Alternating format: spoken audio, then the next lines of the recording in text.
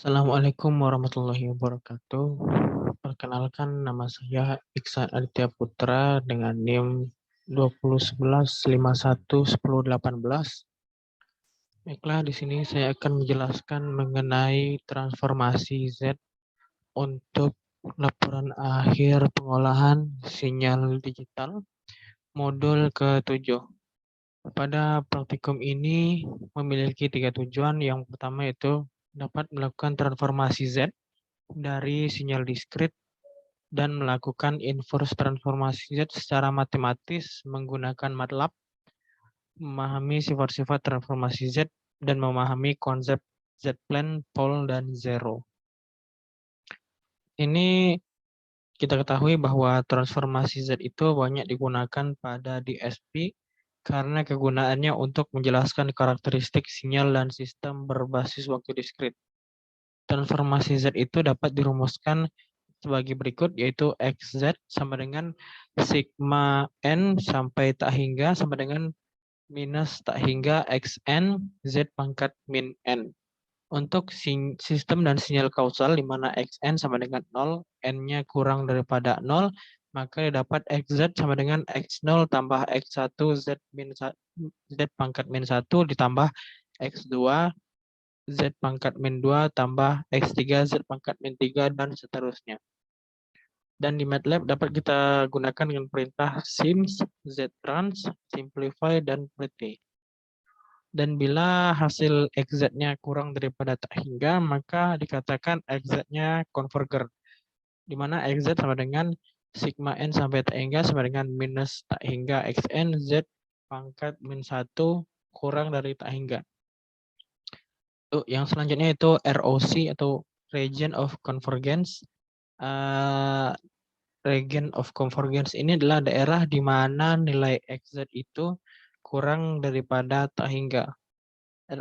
ROC ini digambarkan dengan sumbu Y adalah sumbu imajiner, sumbu X adalah sumbu real, dan lingkaran dengan R sama dengan 1. Dan banyak digunakan untuk menggambarkan kestabilan sistem. Berikut dapat kita lihat bidang Z-nya. Z-plane, tanda X itu merupakan menunjukkan pole dan tanda O menunjukkan zero.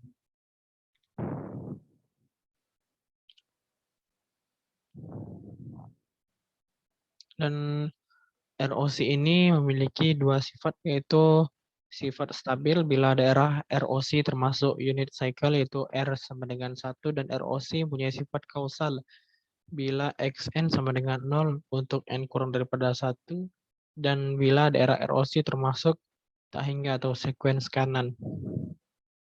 Berikut yang gambar ketiganya, yang pertama itu A, bila ROC termasuk unit cycle, dan yang B ini bila XN-nya sama dengan 0 untuk N-nya kurang daripada 0, dan yang ketiga ini ROC termasuk sequence kanan.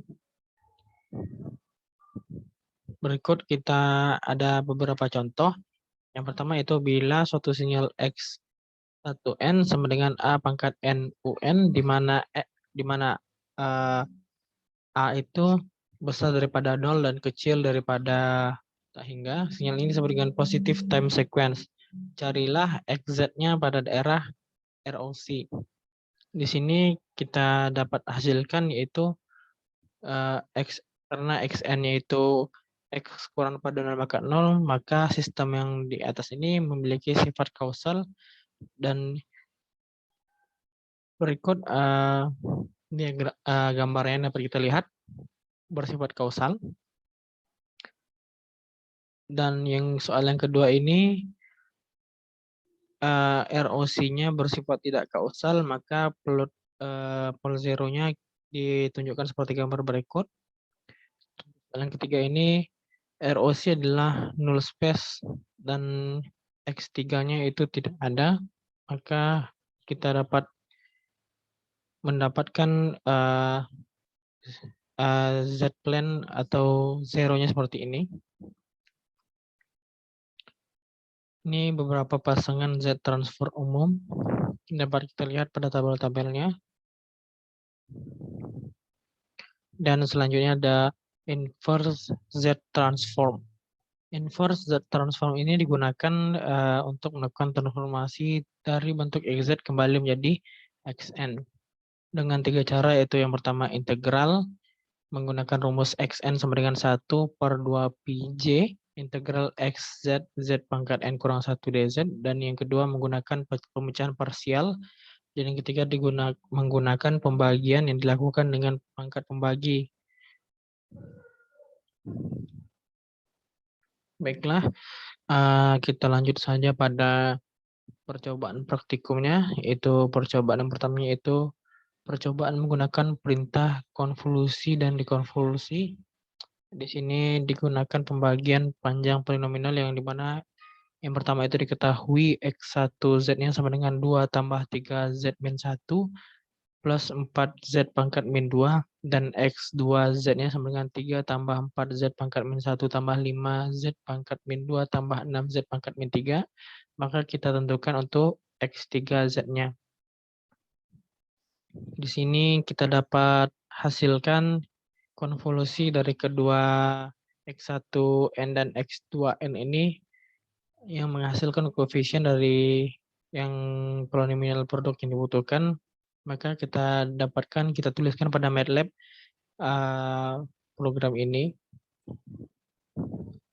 Maka di sini kita tuliskan pada MATLAB nilai X1 dan X2-nya, kemudian kita cari konvolusi dari X3-nya, kita dapatkan hasilnya ini X3-nya itu 6, 17, 34, 43, 38, dan 24. Dan yang kedua di sini diketahui X1-nya itu Z tambah 2 tambah 3Z pangkat min 1 dan X2-nya 2Z pangkat 2 tambah 4Z tambah 3 tambah 5Z pangkat min 1. Maka kita cari untuk X3-nya. Sehingga kita sama seperti tadi, kita cari nilai X3-nya. Di sini kita dapatkan yaitu X3-nya itu 2, 8, 17, 23, 19, dan 15. Dan untuk N3-nya itu N-2, min-2, min-3, min-1, 0, 1, 2.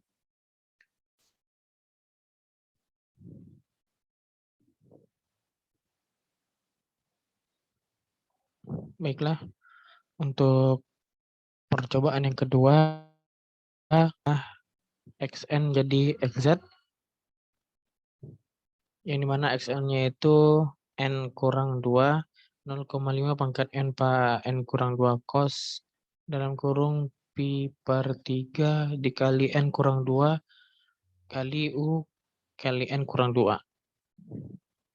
Di sini kita hitung 8 sampel pertama dari urutan XN yang sesuai dengan XZ. Pendekatan ini dapat digunakan untuk memverifikasi komputasi Z transform. Dan pada MATLAB dapat kita tuliskan seperti berikut. Dan kita dapatkan hasilnya seperti yang tertera pada gambar di bawah ini. Baiklah, untuk percobaan yang ketiga yaitu mencari inverse transformasi Z dengan metode partial fraction.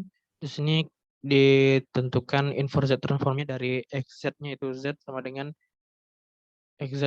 Z per 3 kurang 4Z pangkat min 1 tambah 1.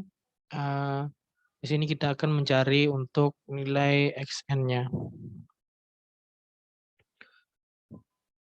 Kini kita tuliskan pada MATLAB.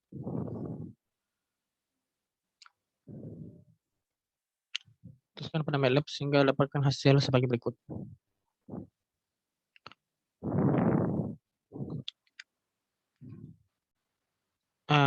Kemudian kita peroleh hasil exact-nya itu sama dengan setengah per 1 kurang Z kurang pangkat min 1 kurang setengah per 1 kurang 1 per 3 Z pangkat min 1. Kemudian kita ubah ke bentuk fungsi rasionalnya. Sehingga kita dapatkan hasilnya seperti berikut. Dan baiklah, untuk percobaan yang keempat, yaitu menggambar pol dan zero dalam Z-plane. Di sini diberikan sebuah sistem kausal YN sama dengan 0,9Y kali N kurang 1 tambah XN. Di sini kita disuruh untuk menentukan HZ dan gambarkan diagram pol zeronya. Dan bersama itu kita dapatkan Hz ini sama dengan 1/1 kurang 0,9 Z pangkat 1, di mana Z itu lebih besar daripada 0,5. Karena sistemnya kausal, ada satu pol di 0,9 dan satu pol pada titik asalnya. Kita akan menggunakan MATLAB. Dan di sini kita masukkan fungsinya pada MATLAB berikut. Dan kita dapatkan hasilnya itu B-nya seperti berikut dan A-nya seperti berikut. Dan berikut untuk diagram pole zero plotnya.